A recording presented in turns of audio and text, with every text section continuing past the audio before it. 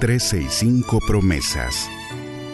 365 razones para creer que Dios nunca falla. Las hojas caen, bailan sin control. Mi suspiro rompe el silencio, buscando un rayo de sol. Descubriendo al Dios que cumple lo que dice. Con Wendy Necio Sub.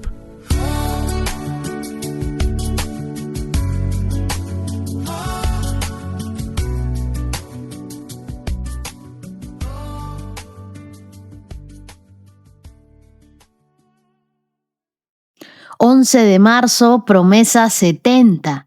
Dios está de tu lado. El Salmo 54 en el verso 4 dice: pero Dios es mi ayudador.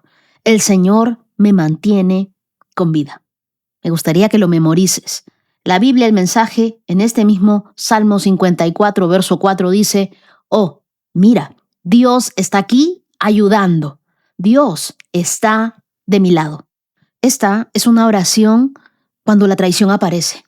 Este salmo nace en uno de los momentos más vulnerables de la vida de David.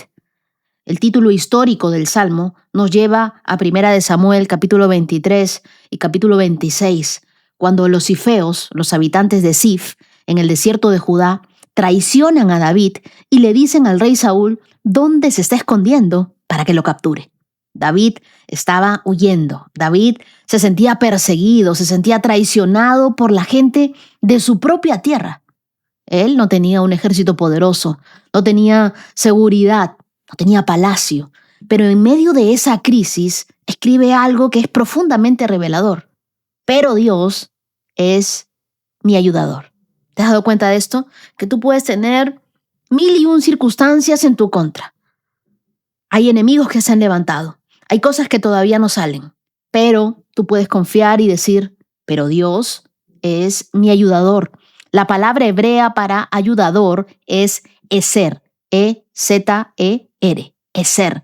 Es una palabra muy fuerte en la Biblia, porque no describe a alguien que da una pequeña ayuda. Describe un rescate y un rescate poderoso. Es la misma palabra que se usa cuando se dice que Dios es ayuda para Israel. David está diciendo aquí algo muy radical. No estoy solo en esta batalla. Dios mismo se ha puesto de mi lado. Y es algo que tú y yo tenemos que ver en nuestras vidas diariamente. No estamos solos en esta batalla.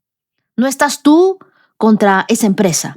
No estás tú contra ese juicio. No estás tú solo contra todos tus enemigos. Dios mismo se ha puesto de tu lado.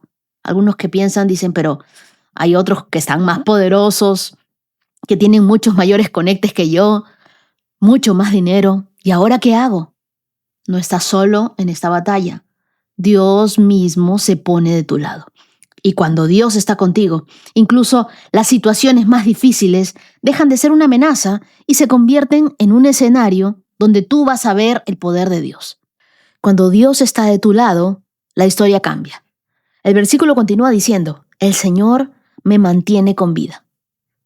La palabra hebrea aquí tiene la idea de sostener, de apoyar, de mantener en pie. David no está diciendo que él es fuerte, no. Está diciendo que Dios lo sostiene para que no caiga.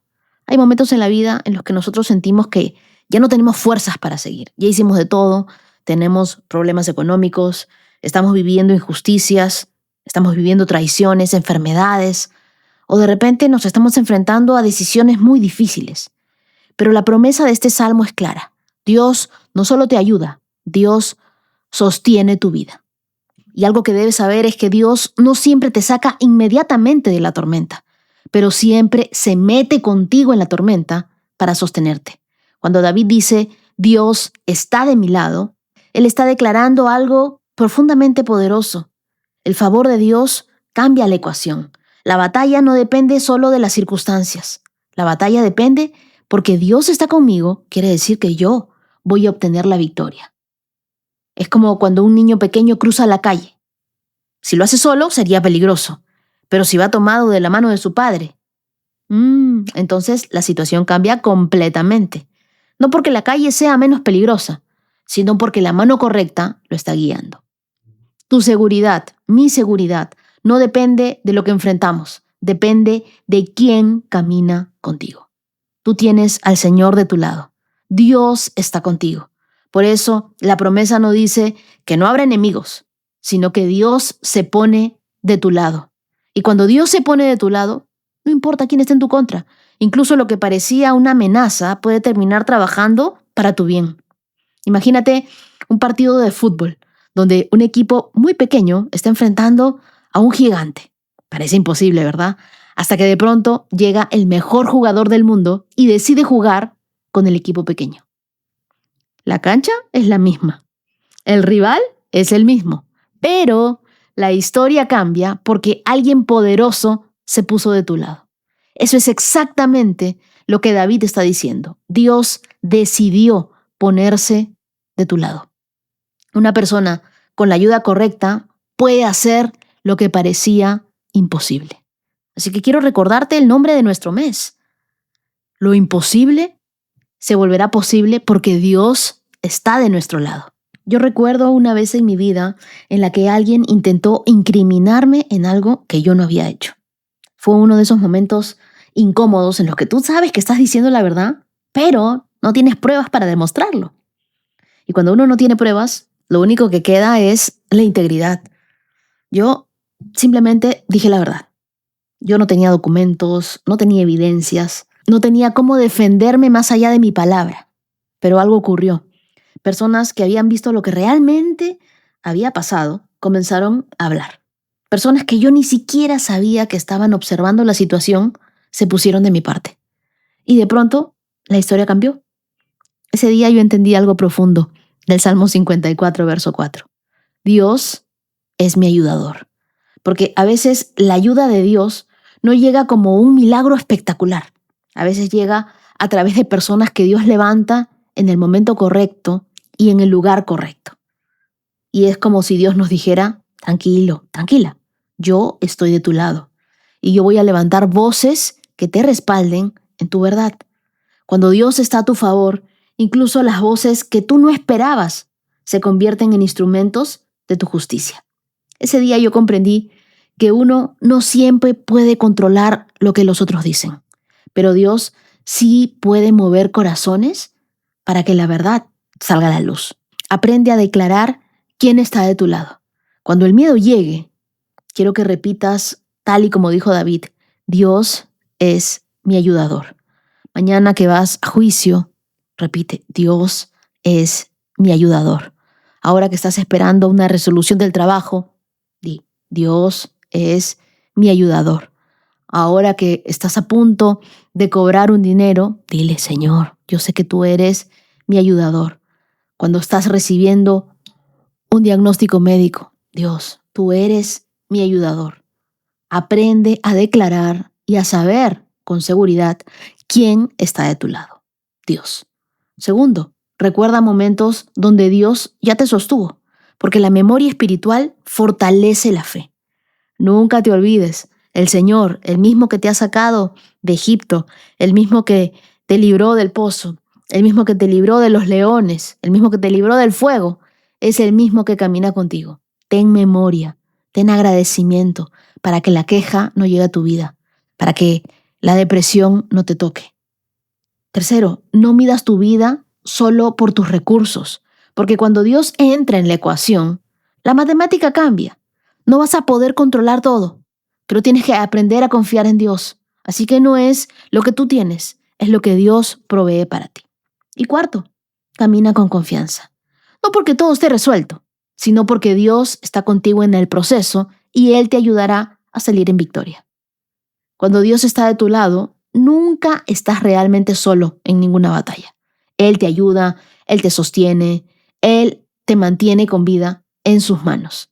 Así que hoy tú puedes declarar conmigo, Dios está de mi lado, Dios es mi ayudador, Él sostiene mi vida y no me dejará caer. Repítelo, Dios está de mi lado, Él es mi ayudador, Él sostiene mi vida y no me dejará caer.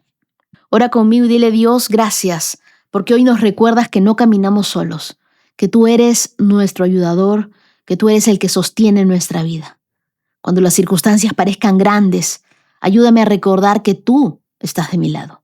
Dame la paz para confiar en tu favor, incluso cuando no entiendo todo lo que me está pasando. Gracias porque me sostienes. Gracias porque me ayudas. Gracias, Espíritu Santo, porque tú peleas a mi favor. Hay cosas que yo no veo, pero sé que tú estás intercediendo por mí. Hoy descanso en tu cuidado, descanso en tu protección. Gracias, Señor, porque tú estás de mi lado. Y tú, de mi lado, Dios, puedo vivir con seguridad, puedo dormir en paz, puedo dormir sin dolor, puedo saber que nunca duerme aquel que me guarda. Oro en el nombre de Jesús. Amén. Y hoy llegamos a un nuevo hito. Son 70 días sumergidos en la palabra de Dios. Cada día es una oportunidad para conocer más del corazón de Dios y permitir que su verdad transforme nuestras vidas.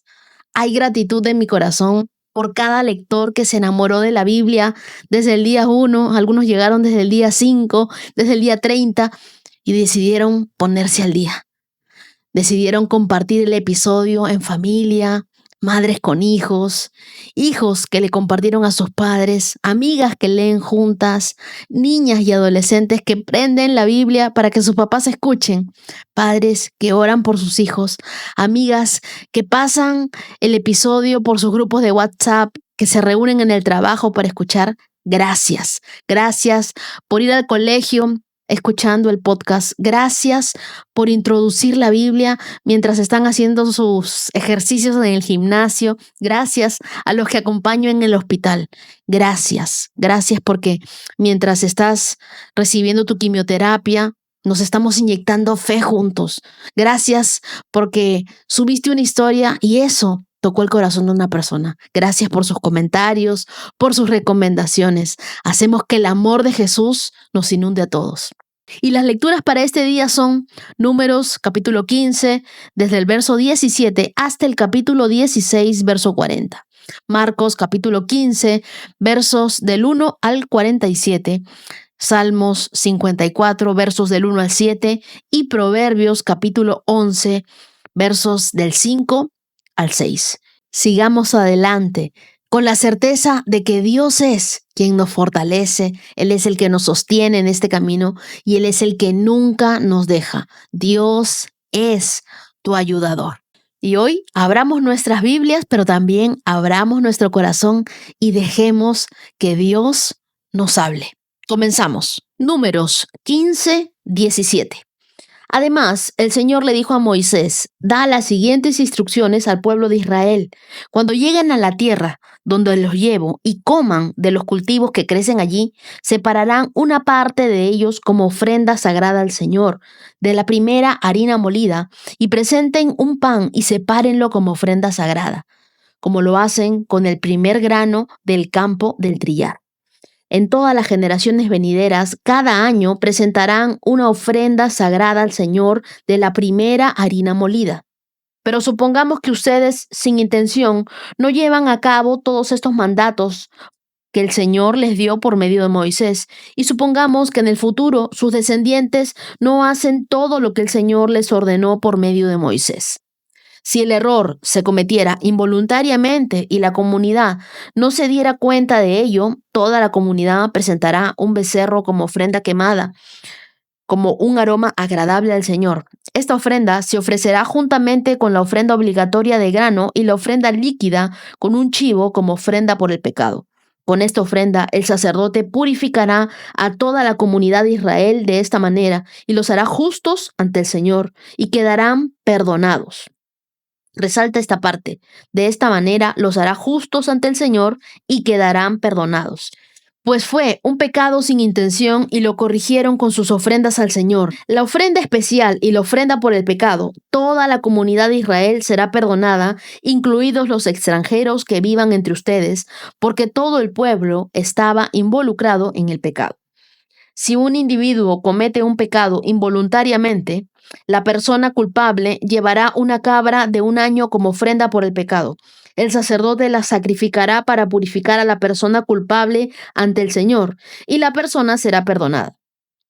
Estas mismas instrucciones se aplican tanto a los israelitas de nacimiento como a los extranjeros que viven entre ustedes. Sin embargo, aquellos que descaradamente violen la voluntad del Señor, sean israelitas de nacimiento o extranjeros, blasfeman contra el Señor y deben ser excluidos de la comunidad, puesto que trataron la palabra del Señor con desdén y desobedecieron su mandato de manera deliberada. Deben ser completamente excluidos y sufrirán el castigo por su pecado. Cierto día, mientras el pueblo de Israel estaba en el desierto, descubrieron a un hombre que recogía madera durante el día de descanso.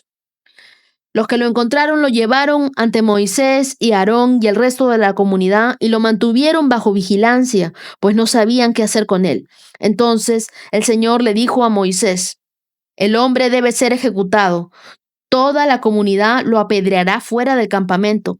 Así que la comunidad entera sacó al hombre del campamento y lo apedrearon a muerte, tal como el Señor le había ordenado a Moisés. Entonces el Señor le dijo a Moisés: da las siguientes instrucciones al pueblo de Israel. En todas las generaciones venideras harán borlas al borde de su ropa y las atarán con un cordón azul. Cuando vean las borlas, recordarán y obedecerán todos los mandatos del Señor en lugar de seguir sus propios deseos y contaminarse, tal como es su tendencia. Las borlas los ayudarán a recordar que deben obedecer todos mis mandatos y ser santos a su Dios. Yo soy el Señor su Dios, que lo sacó de la tierra de Egipto para ser su Dios. Yo soy el Señor su Dios. Números capítulo 16. Cierto día, Coré, hijo de Izhar, quien era descendiente de Coat, hijo de Leví, conspiró con Datán y Abirán, hijos de Eliab, junto con On, hijo de Pelet, de la tribu de Rubén. Ellos provocaron una rebelión contra Moisés, junto con otros 250 jefes de la comunidad, quienes eran miembros prominentes de la asamblea. Todos se unieron contra Moisés y Aarón y les dijeron: ustedes han ido demasiado lejos. El Señor santificó a la comunidad entera de Israel y Él está con todos nosotros. ¿Qué derecho tienen ustedes para actuar como si fueran superiores al resto del pueblo del Señor? Cuando Moisés oyó lo que decían, cayó rostro en tierra.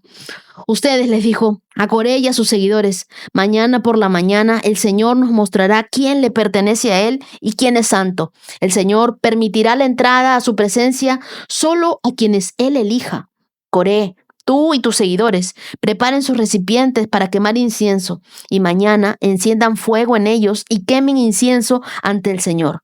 Entonces veremos a quién elige el Señor como su santo. Ustedes, levitas, son los que han ido demasiado lejos. Moisés le habló de nuevo a Coré. Ahora, escuchen, levitas, ¿les parece poca importancia que el Dios de Israel los escogiera de entre toda la comunidad israelita para estar cerca de Él, de manera que sirvan en el tabernáculo del Señor y que estén delante de los israelitas para ministrarle? Coré, Él ya les dio este ministerio especial a ti y a tus hermanos levitas. Ahora también reclaman el sacerdocio. En realidad, es contra el Señor que tú y tus seguidores se rebelan, pues ¿quién es Aarón para que se quejen de él? Y luego Moisés mandó a llamar a Datán y a Abirán, los hijos de Eliab, pero ellos respondieron: rehusamos presentarnos ante ti. ¿No te basta que nos sacaste de Egipto, en tierra donde fluye la leche y la miel, para matarnos aquí en el desierto, y que además ahora nos trates como a tus súbditos? Es más, no nos has llevado a una tierra donde fluye leche y miel, ni nos has dado una nueva patria con campos y viñedos. ¿Intentas engañar a estos hombres? Nosotros no iremos. Entonces Moisés se enojó mucho y le dijo al Señor: no aceptes sus ofrendas de grano. Yo no les he quitado ni siquiera un burro, ni jamás les he lastimado a ninguno de ellos. Y Moisés le dijo a Coré: tú y tus seguidores deben venir aquí mañana y presentarse ante el Señor. Aarón estará presente. Tú y cada uno de tus 250 seguidores deberá preparar un incensario y ponerle incienso para que todos puedan presentarlos ante el Señor.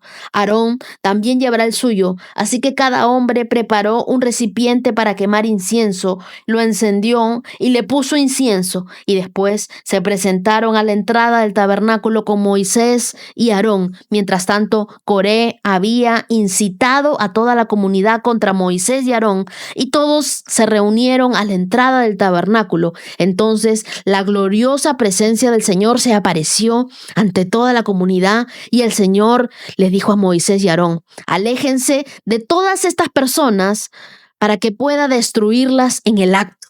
Pero Moisés y Aarón cayeron rostro en tierra y rogaron: oh Dios, tú eres el Dios que da aliento a todas las criaturas. ¿Tienes que enojarte con todo el pueblo cuando solo un hombre peca? Qué buenos, ¿ah? Moisés y Aarón, yo no hubiera hecho eso.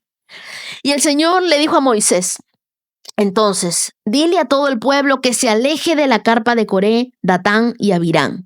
Así que Moisés se levantó y fue a toda prisa hasta las carpas de Datán y Abirán, seguido por los ancianos de Israel. Rápido, le dijo la gente, aléjense de las carpas de todos estos hombres perversos y no toquen ninguna de sus pertenencias. De lo contrario, serán destruidos por el pecado de ellos. Entonces todo el pueblo se alejó de las carpas de Coré, Datán y Abirán, pero Datán, Abirán salieron y esperaron de pie a la entrada de sus carpas junto con sus esposas, sus hijos y sus pequeños. Y Moisés les dijo: esta es la manera en que sabrán que el Señor me ha enviado a realizar todas estas cosas, pues no las he hecho por mi propia cuenta. Si estos hombres mueren de muerte natural, o si nada fuera de lo común les sucede, entonces el Señor no me ha enviado. Pero si el Señor hace algo totalmente nuevo y la tierra abre su boca y se los traga con todas sus pertenencias y descienden vivos a la tumba, entonces ustedes sabrán que estos hombres mostraron desprecio por el Señor. Apenas Moisés terminó de decir estas palabras, la tierra repentinamente se abrió debajo de ellos. La tierra abrió la boca y se tragó a los hombres, junto con todos los de su casa y todos sus seguidores que estaban junto a ellos y todo lo que poseían. Así que descendieron vivos a la tumba junto con todas sus pertenencias. La tierra se cerró encima de ellos y desaparecieron de entre el pueblo de Israel. Y toda la gente que los rodeaba huyó cuando oyeron sus gritos. La tierra nos tragará a nosotros también, exclamaron. Entonces un fuego ardiente salió del Señor y consumió a los 250 hombres que ofrecían incienso. El Señor le dijo a Moisés: dile a Eleazar, hijo del sacerdote Aarón, que saque a todos los incensarios del fuego porque son santos. Y también dile que esparza los carbones encendidos. Toma los incensarios de estos hombres que pecaron a costa de sus vidas y de ese metal elabora láminas a martillo para recubrir el altar. Como estos incensarios se usaron en la presencia del Señor, ya son santos y que sirvan como advertencia al pueblo de Israel. Así que Eleazar, el sacerdote, recuperó los 250 incensarios de bronce usados por los hombres que murieron en el fuego del bronce y se elaboró una lámina a martillo para recubrir el altar.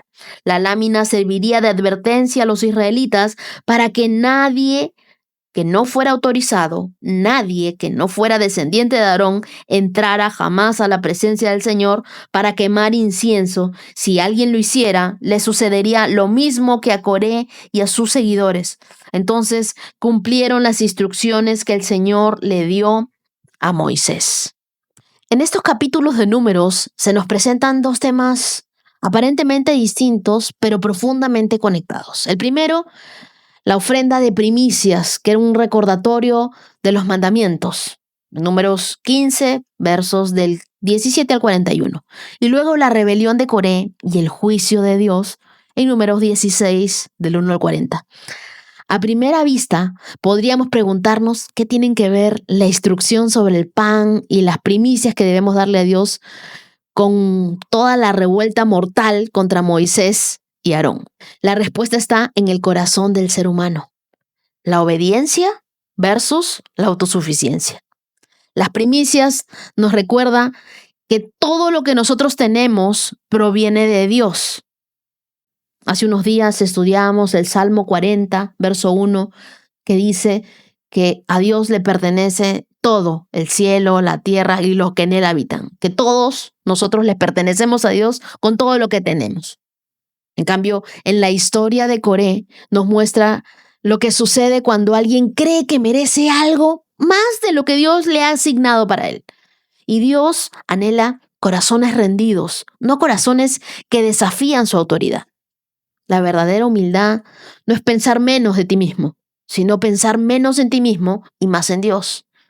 Dios instruye a los israelitas a presentar una porción como ofrenda, algo de lo que ellos habían recibido para entrar en la tierra prometida. Esta ofrenda es llamada primicia, era un acto de gratitud, un recordatorio y reconocimiento de que todo lo que tenemos viene de Dios. Y además, Dios les ordena usar esas borlas, eran esos flecos en sus vestidos, para que ellos recuerden visualmente que deben obedecer a los mandamientos de Dios, porque nuestra mente normalmente se olvida de todo lo bueno que Dios ha sido con nosotros. Estas instrucciones entonces se dan después de que el pueblo había dudado de la promesa de Dios en Números 14. Y era una forma de recordarles que a pesar de sus fracasos, Dios seguía siendo fiel. Entonces, dar lo primero de nuestros recursos, de nuestro tiempo, de nuestros talentos, de nuestras finanzas, es un acto de fe, es un acto de gratitud. Cuando tú das lo primero a Dios, Él te bendice con todo lo que queda. Así que comienza tu día, tu tiempo en oración. Cada día, Señor, te doy una parte de mi tiempo.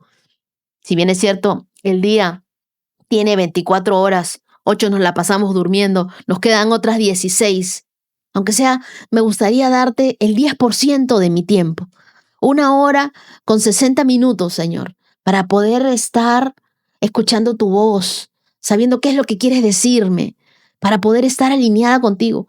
Pero ¿qué pasa? Muchos de nosotros decimos, no, es que no me gusta tanto. O sea, he decidido sí hacer este reto, pero no me gusta cuando los capítulos se extienden mucho, no me gusta cuando me toma mucho tiempo leer, no estoy entendiendo nada y nos cerramos. Aprende a darle a Dios tu tiempo, a darle tu adoración. Cuando uno ama a una persona, normalmente le gusta pasar tiempo con ella. Entonces, aprende a sembrar este tiempo y tenerlo como algo valioso, como algo primordial. Tu cita divina con Dios es algo que nunca se debe mover. Y también considera apartar una porción de tus ingresos como ofrenda de gratitud a Dios.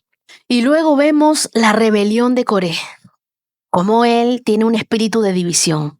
Coré, Datán y Abirán no eran cualquiera dentro de Israel. Coré era levita y los otros dos eran líderes reconocidos dentro de la tribu de Rubén. Pero en su interior crecía, germinaba la semilla de la insatisfacción, de la envidia. Y esa es la raíz de la rebelión. La palabra hebrea rebelión está en un contexto que significa insubordinación, rechazo a la autoridad divina. Es el mismo concepto usado por Samuel en 1 Samuel 15:23, cuando dice que la rebeldía es como un pecado de brujería. Coré no solo desafió a Moisés y Aarón, sino que en realidad estaba desafiando el orden de Dios mismo. Es por eso que la tierra se abrió y los tragó vivos. Nunca antes se había visto algo así, que la tierra se tragara vivas a personas rebeldes. Rebelión no solo daña a quien la inicia, sino que arrastra a otros con ella. Coré, Datán y Abirán y otros líderes se rebelan contra Moisés y Aarón cuestionando su autoridad y alegan que todos en la comunidad son santos y que Moisés se ha exaltado a sí mismo. Moisés responde con humildad y deja que Dios juzgue. Y todavía, cuando Dios dice qué es lo que va a hacer con ellos, Moisés se arrodilla a pedir oración por ellos. La rebelión contra la autoridad establecida por Dios tiene consecuencias graves. La autoridad no es para controlarte, sino para protegerte y para guiarte hacia tu destino. Si tú estás en estos momentos en un lugar de liderazgo, guía, pero hazlo con humildad, hazlo con servicio, hazlo como Moisés, orando por incluso las personas que se levantan contra ti. Y si estás bajo autoridad, respeta, ora por tus líderes, incluso cuando no estés de acuerdo con ellos. La inmadurez espiritual hace que las personas confundan el liderazgo con poder y el servicio con superioridad. Muchos de nosotros podíamos decir, yo nunca me rebelaría contra Dios. No, eso es otras personas, eso es Coré, yo no. Pero la rebelión no siempre es obvia. Puede comenzar en una forma de críticas constantes, de amargura, de inconformidad silenciosa. Así que reflexiona sobre tu motivación. ¿Estás sirviendo por amor o quieres reconocimiento? ¿Te encantan los aplausos? La insatisfacción nace cuando nosotros miramos lo que otros tienen en lugar de valorar nuestra asignación. John Bevere, en su libro La trampa de Satanás, dice que la ofensa es la trampa que el enemigo usa para dividir y para conquistar a los hijos de Dios. No caigamos en la trampa. Nosotros sembremos palabras de unidad y no palabras de división. Y notemos algo interesante. En Números 16, versos 6 y 7, Moisés le pide a cada líder que tome un incensario y que lo presente ante Dios. Ese incensario representa la adoración y la oración. Entonces, que nuestra vida sea como ese olor fragante, como ese incienso que agrada a Dios. Si tú pasas más tiempo criticando lo que no te gusta que orando por lo que Dios quiere hacer, tu corazón ya está en la dirección equivocada. Dios no está buscando seguidores. Dios está buscando hijos rendidos, personas que oren, líderes humildes. La historia de Coré nos deja un mensaje claro. La ambición sin sumisión destruye, pero la obediencia es la que produce vida. La grandeza no se mide por cuántos te siguen, sino por cuán dispuesto estás tú a seguir a Dios, incluso cuando nadie te ve. Porque Dios usa a los que están dispuestos a servir, no a los que exigen ser seguidos. Marcos capítulo 15, verso 1. Muy temprano por la mañana, los principales sacerdotes, los ancianos y los maestros de la ley religiosa, todo el Concilio Supremo, se reunieron para hablar del próximo paso. Ataron a Jesús, se lo llevaron y lo entregaron a Pilato, el gobernador romano. Pilato le preguntó a Jesús, ¿eres tú el rey de los judíos? Tú lo has dicho, contestó Jesús. Entonces, los principales sacerdotes siguieron acusándolo de muchos delitos. Y Pilato le preguntó, ¿no vas a contestarles? ¿Qué me dices de las acusaciones que presentan en tu contra? Entonces, para sorpresa de Pilato, Jesús no dijo nada. Ahora bien, era costumbre del gobernador poner en libertad a un preso cada año durante la celebración de la Pascua, el que la gente pidiera.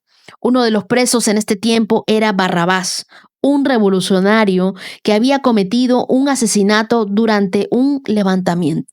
La multitud acudió a Pilato y le pidió que soltara a un preso como era de costumbre. ¿Quieren que les deje en libertad a este rey de los judíos?, preguntó Pilato, pues ya se había dado cuenta de que los principales sacerdotes habían arrestado a Jesús por envidia. Sin embargo, en este momento, los principales sacerdotes incitaron a la multitud para que exigiera la libertad de Barrabás en lugar de la de Jesús. Pilato les preguntó, entonces, ¿qué hago con este hombre al que ustedes llaman el rey de los judíos? Crucifícalo, le contestaron a gritos. ¿Por qué?, insistió Pilato. ¿Qué crimen ha cometido? Pero la turba rugió aún más fuerte. ¡Crucifícalo! Entonces Pilato, para calmar a la multitud, dejó a Barrabás en libertad y mandó azotar a Jesús con un látigo que tenía puntas de plomo y después lo entregó a los soldados romanos para que lo crucificaran.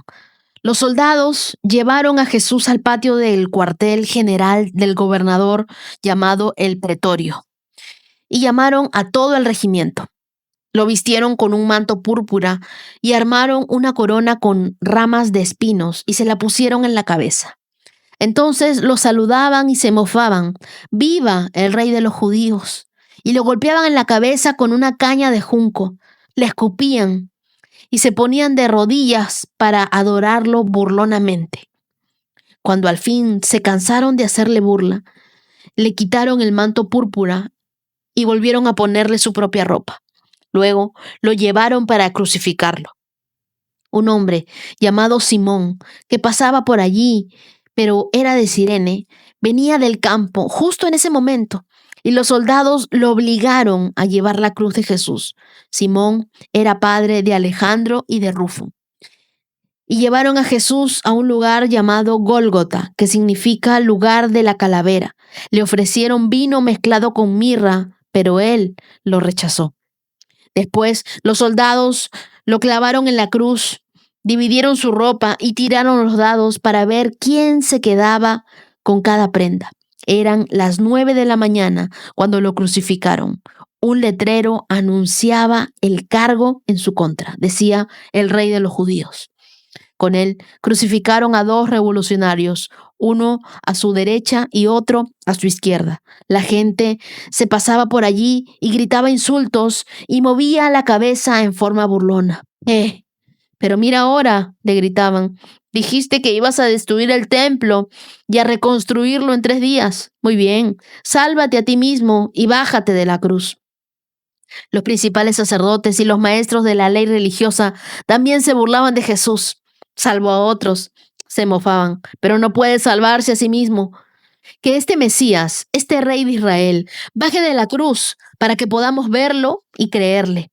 Hasta los hombres que están crucificados con Jesús se burlaban de él. Al mediodía, la tierra se llenó de oscuridad hasta las 3 de la tarde. Luego, a las 3 de la tarde, Jesús clamó con voz fuerte: Eloi, Eloi, lama sabactani, que significa Dios mío, ¿por qué me has abandonado? Algunos que pasaban por allí entendieron mal y pensaron que llamaba al profeta Elías. Uno de ellos corrió y empapó una esponja con vino agrio y la puso sobre una caña de junco y la levantó para que él pudiera beber. Esperen, dijo, a ver si Elías viene a bajarlo. Entonces Jesús soltó otro fuerte grito y dio su último suspiro. Y la cortina del santuario del templo se rasgó en 2 de arriba abajo.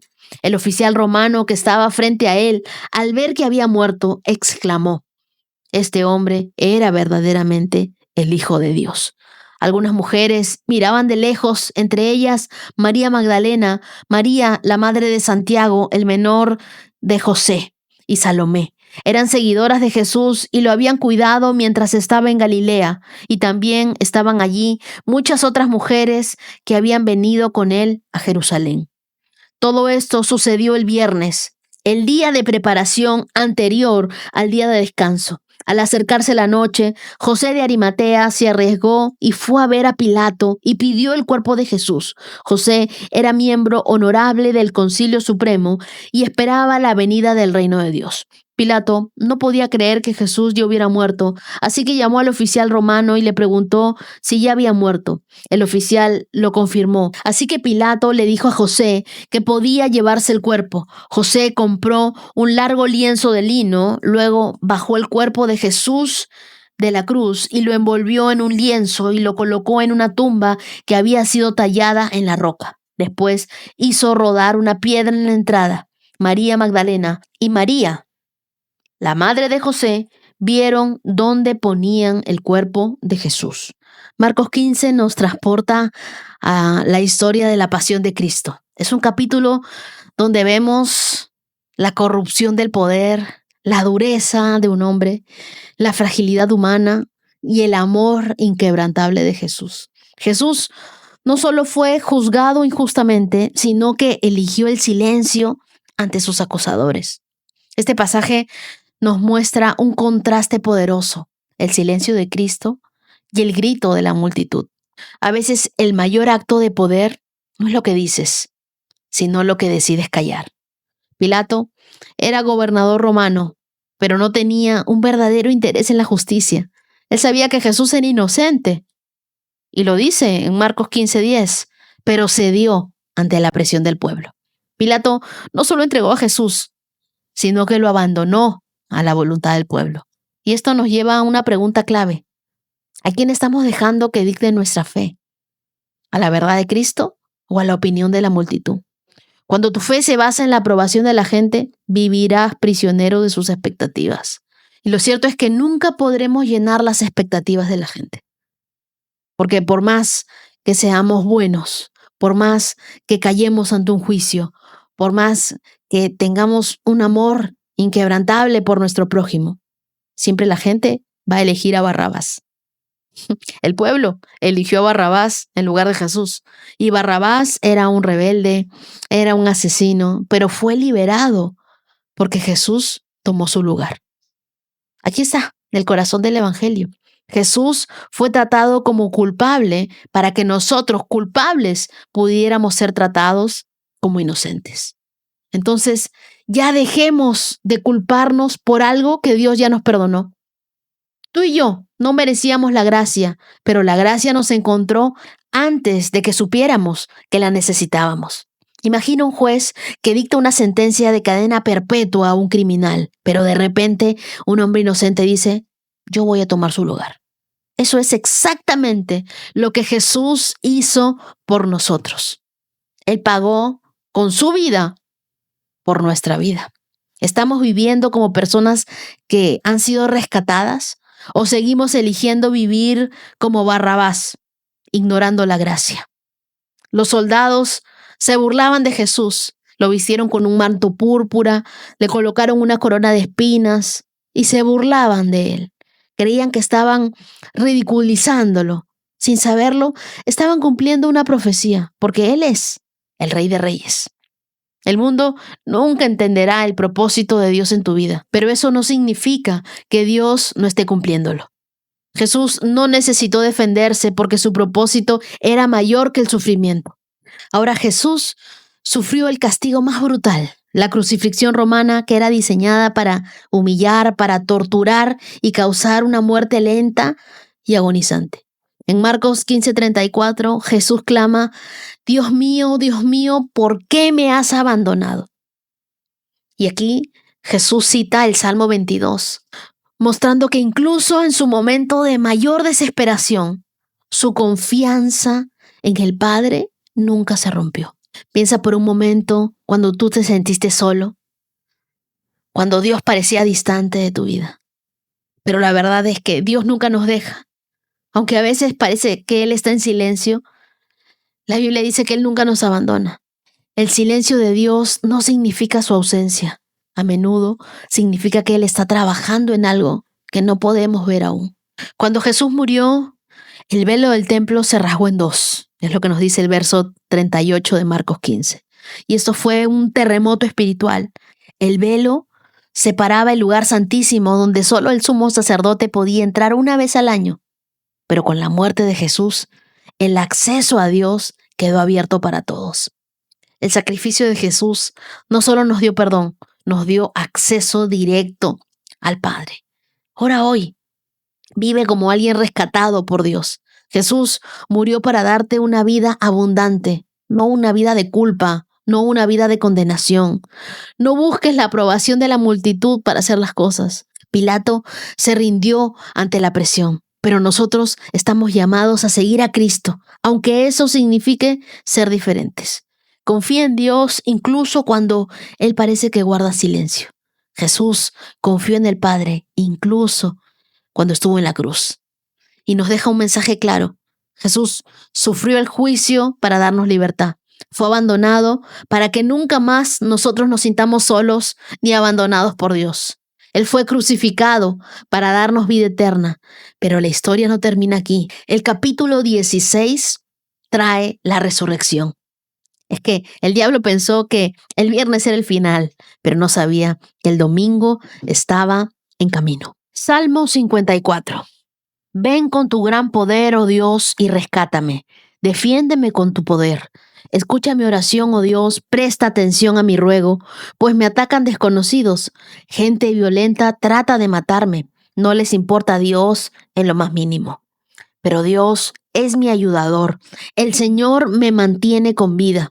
Que los planes malvados de mis enemigos se tornen en su contra. Haz lo que prometiste y acaba con ellos. Sacrificaré una ofrenda voluntaria a ti.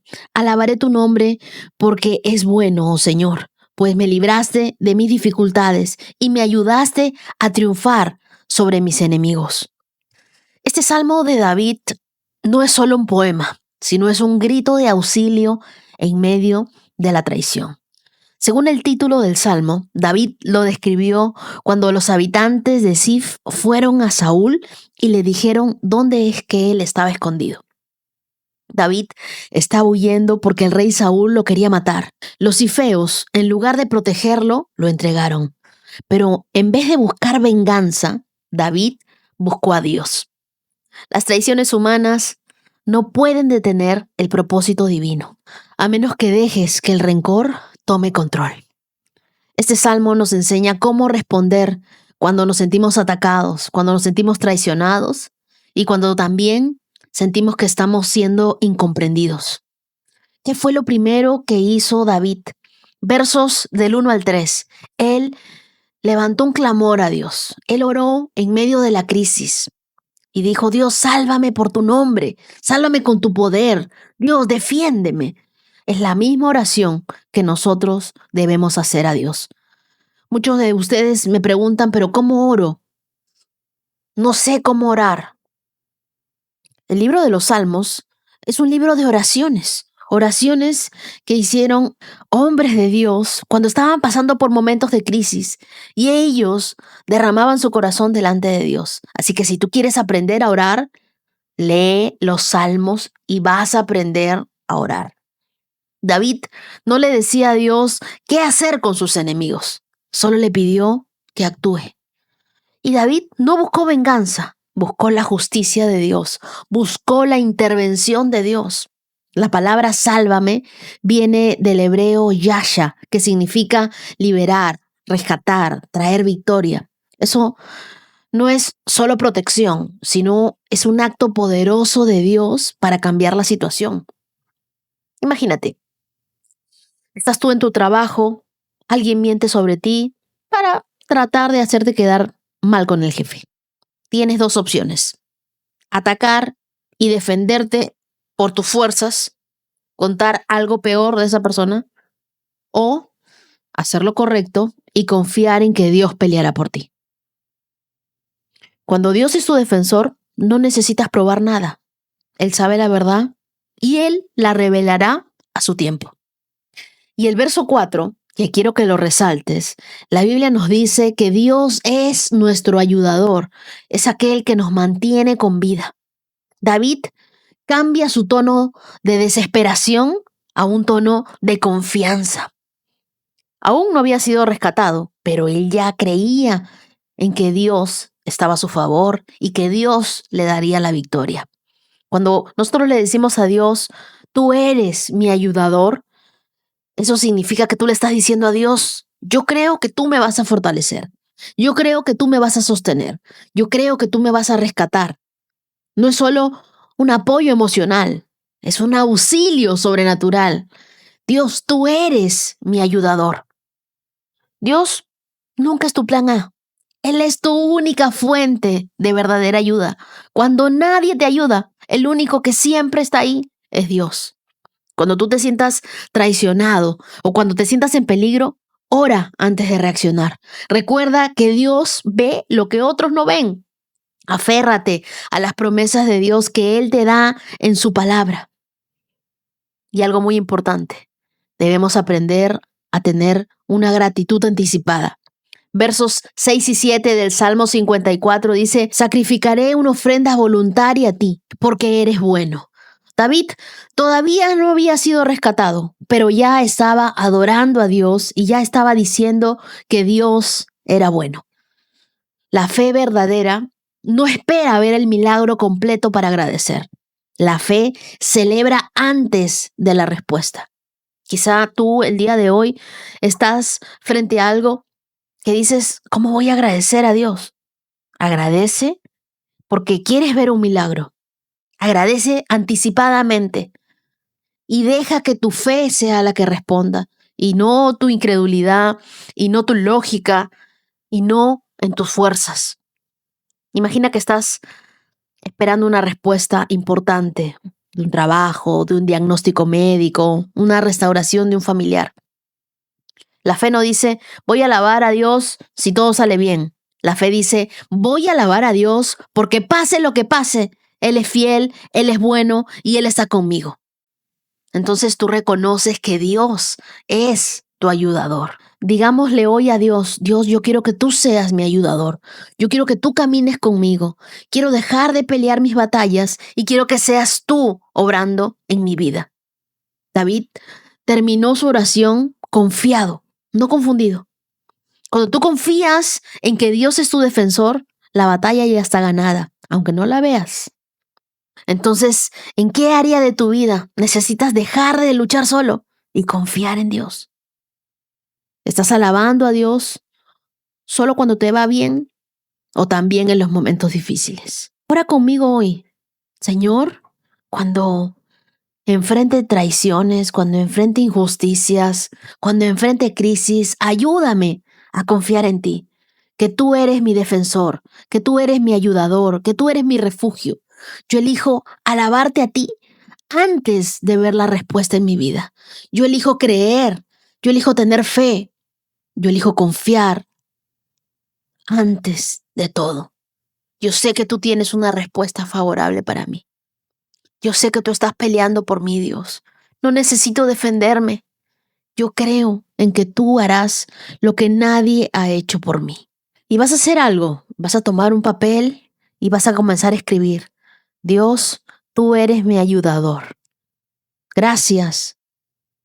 Y vas a comenzar a decirle a Dios, ¿por qué le agradeces hoy?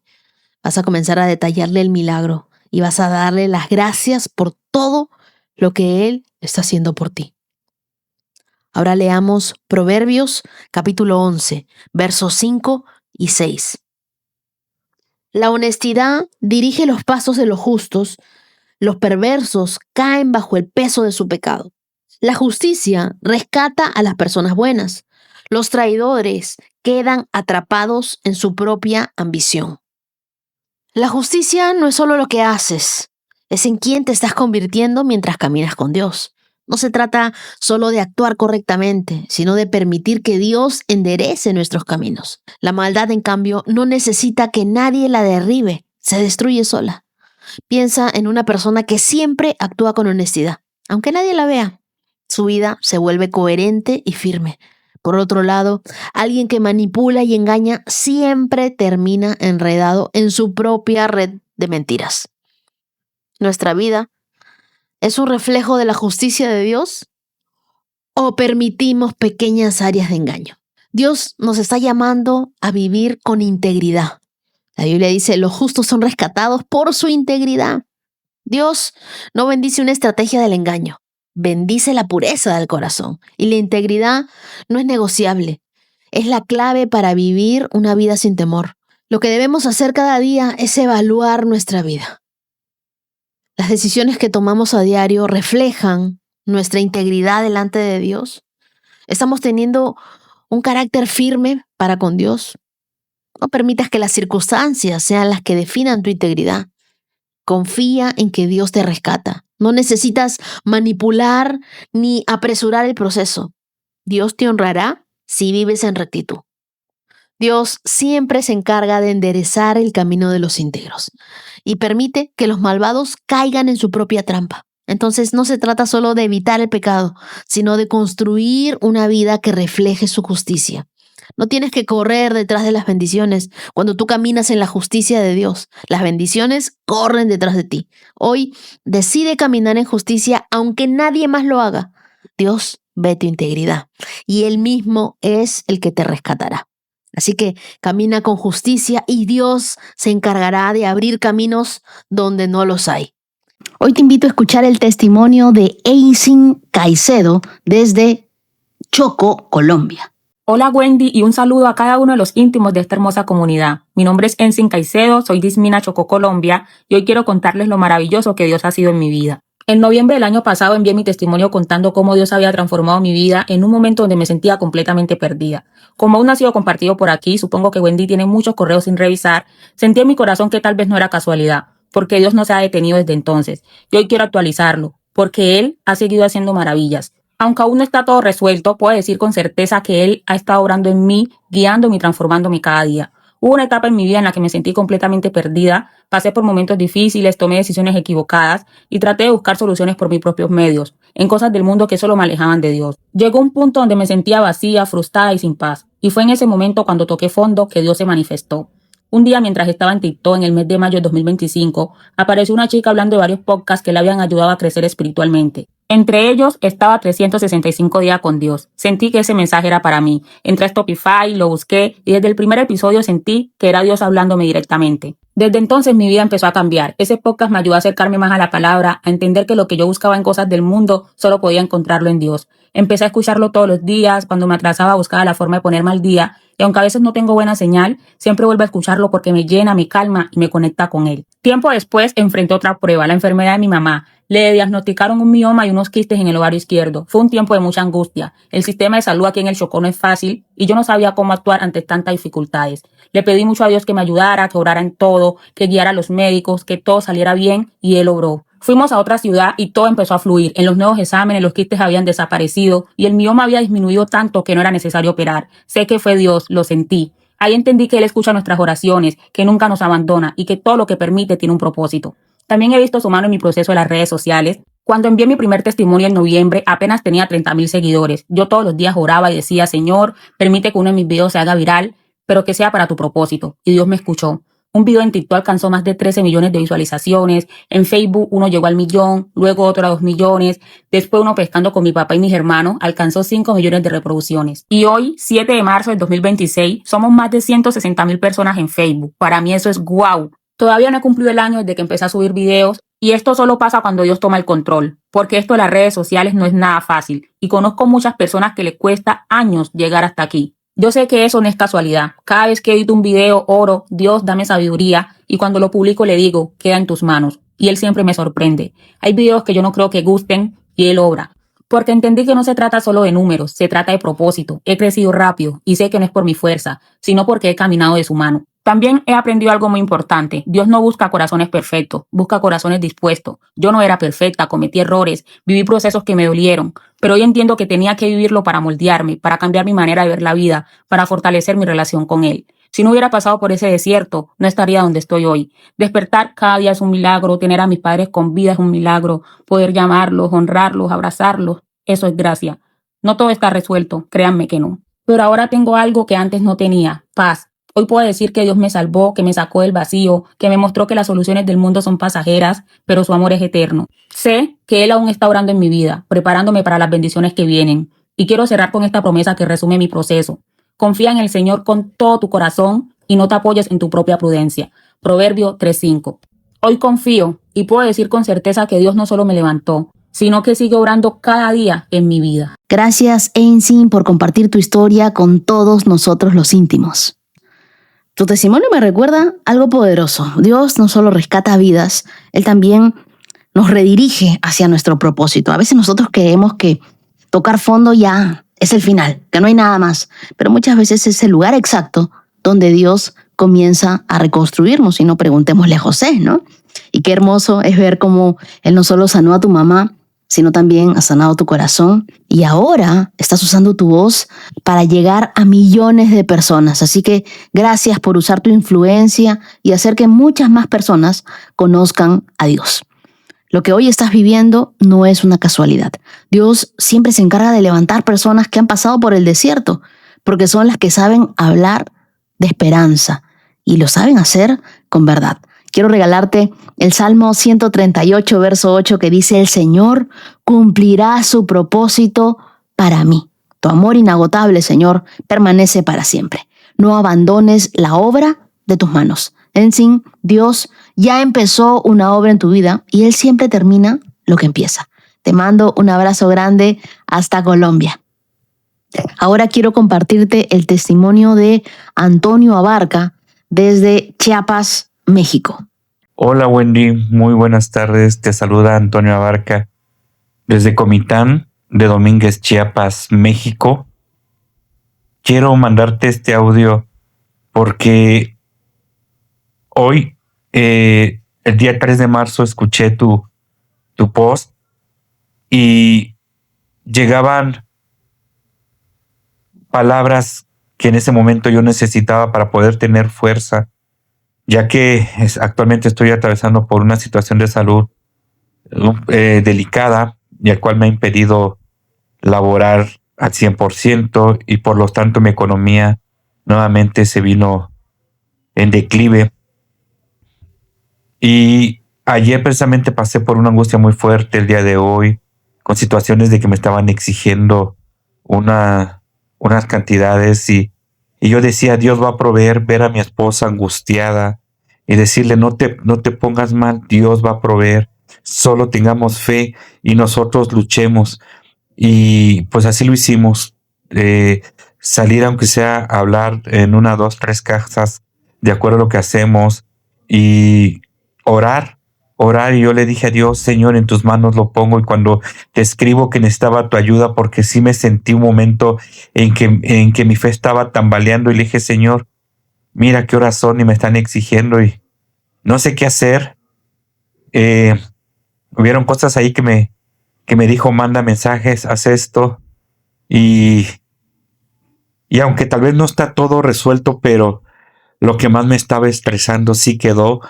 Te agradezco mucho, Gwen, lo comparto con toda la experiencia porque déjame decirte que no es la única ocasión en que yo he visto palpablemente la bondad de Dios, palpablemente las bendiciones. Haz de cuenta, yo le digo a las personas, cuando tú le crees a Dios, es como que si tú le estuvieras pidiendo una manzana que aparezca en tus manos. Y ¿qué crees? A mí así me pasa. La bendición de Dios es grande y aquel que está pasando por tormentas, que piensa que ya se acabó todo, ora. Aunque tu corazón humano tiemble, deja que el Espíritu de Dios te empape, deja que el Espíritu de Dios te mueva. Y una cosa te voy a decir, no te queda más que levantarte, inspirarte en el Espíritu Santo y a darle lo que humanamente puedes hacer y deja que Dios haga sus milagros, que es lo que está haciendo en mi vida. Y yo sé que también mi salud se recuperará porque siempre he salido adelante. Y si no, pues también Dios sabe que Él es mi máximo sustento. Te saludo, Wendy, te agradezco por tu post porque ha cambiado mi vida y ha cambiado la vida de muchos. Estoy emocionado porque mi esposa ya lo escucha también y nos estás enseñando a ver a Dios desde otra manera y no como una religión forzada. Dios te bendiga mucho. Mi querido Antonio, gracias por abrir tu corazón con nosotros, por compartir lo que estás viviendo. Tu testimonio a nosotros nos recuerda que la fe no significa que nunca tendremos miedo. Significa que, aún con miedo, decidimos confiar en Dios.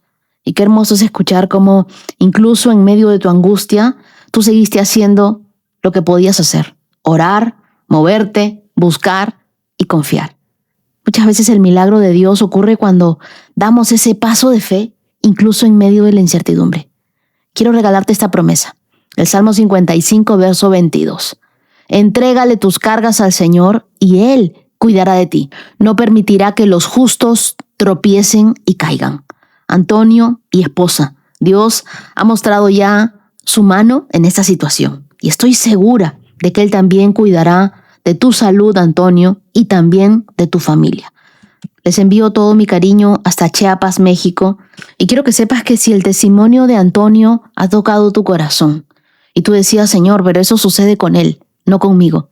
Quiero recordarte que Dios es tu ayudador, que Dios es el que te sostiene, que Dios es el que está contigo. Y cuando todo se mueve, tú puedes confiar en que el Señor es tu roca, tu proveedor, y Él está de tu lado.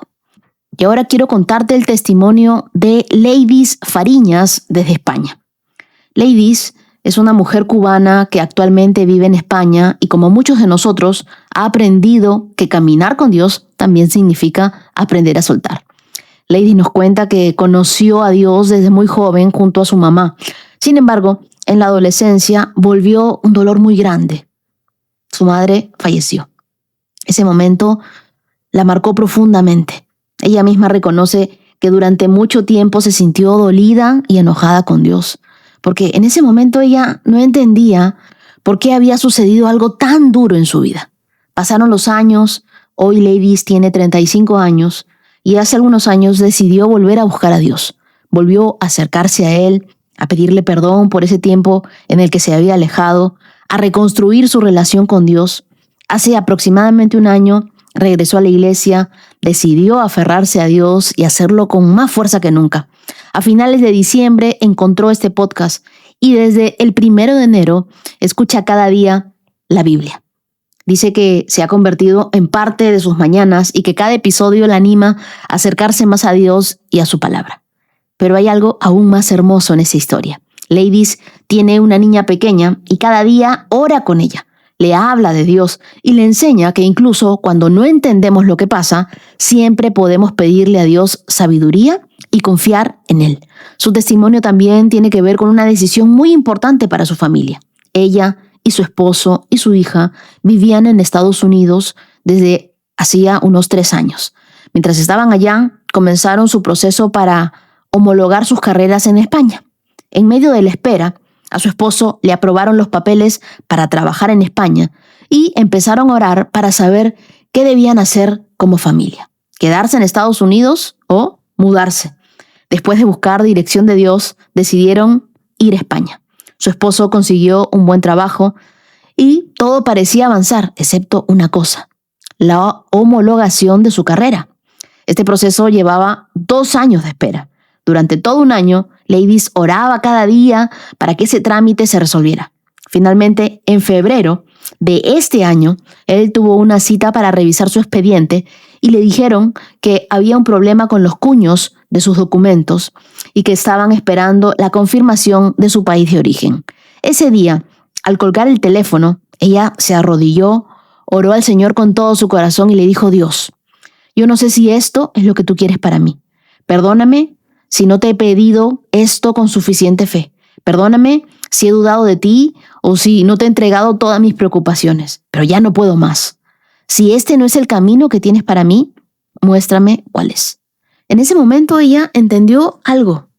Había pasado todo un año orando por este proceso, pero nunca había soltado realmente la preocupación. Seguía cargándola sola. Así que decidió entregársela completamente a Dios y dejar de pensar en ello. El 1 de marzo recibió nuevamente su expediente.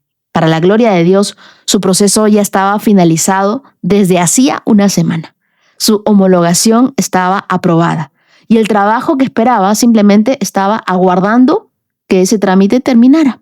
Hoy, Ladies le da gracias a Dios porque pudo ver su mano obrando en un momento perfecto. Ella misma dice algo: con Dios todo y sin Dios nada. Mi querida Ladies, gracias por abrir tu corazón, por compartir tu historia con todos nosotros. Yo creo que tu testimonio nos recuerda que orar no es solo pedir, también es aprender a soltar. Muchas veces llevamos nuestras peticiones a Dios, pero seguimos cargando con la preocupación como si todo dependiera de nosotros. Pero en realidad todo siempre depende de Dios. Cuando finalmente nosotros entregamos la carga, Dios nos muestra que Él ya estaba obrando incluso cuando no lo veíamos. Me emociona mucho saber que ahora también estás sembrando en el corazón de tu pequeña hija.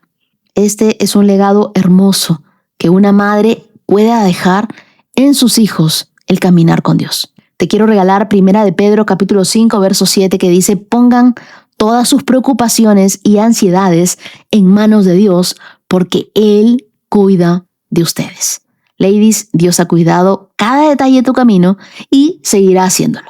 Y yo también quiero contarles buenas noticias. Mi querido Kevin está reaccionando a los medicamentos, le está yendo bien, está con mucha más fuerza, va a continuar con su medicación durante 1 mes y medio más y todo apunta a que volverá a caminar. Así que muchas gracias a todos los que me preguntan por él, porque esta mascotita es parte de mi familia. Y hoy también quiero agradecer a los corazones generosos íntimos de esta hermosa comunidad. Muchísimas gracias a Mariángela Paz. Que Dios te bendiga, querida Rosana Mendoza Herrera. Muchas gracias, Carlos Alejandro Pérez Contreras. Muchísimas gracias también a mis suscriptores de YouTube, a Nancy Arellano, a Verónica González. Y a ustedes, queridos, quiero regalarles el Salmo 37, versos 4 y 5, que dice: deleítate en el Señor y Él te concederá los deseos de tu corazón. Entrega al Señor todo lo que haces. Confía en Él y Él te ayudará. Hoy, más que nunca, recordamos que Dios es nuestro ayudador. Dios es el que está con nosotros siempre. Y quiero que sepan que cada vez que ustedes ponen sus deseos, sus sueños en las manos de Dios, Él responde con su ayuda, Él responde con su paz, Él responde con su respaldo y su protección. Ustedes, queridos, estarán en mis oraciones. Muchísimas gracias, queridos íntimos, por acompañarme hasta aquí. Estamos corriendo hoy nuestros 70K. Estamos imparables, así que continuemos con esa motivación, con esa perseverancia, con ese compromiso, que lo que Dios está poniendo en sus vidas cada día es una semilla que nada ni nadie puede apagar. No dejes que nadie te robe el gozo. Manténlo presente en tu vida. Que hoy sea un día en el que puedas disfrutar de cada una de las bendiciones que Dios tiene para ti. Nos vemos el día de mañana para correr nuestros 71K. Bendiciones. Has escuchado 365 Promesas. Síguenos en Facebook e Instagram, @Wendy Necio Sub. Hasta la próxima. Bailan sin control, mi suspiro rompe el silencio, buscando un rayo de sol. Promesa, promesa, promesa que salva. Oh, promesa, promesa, promesa que guía. Promesa, promesa plena en ti.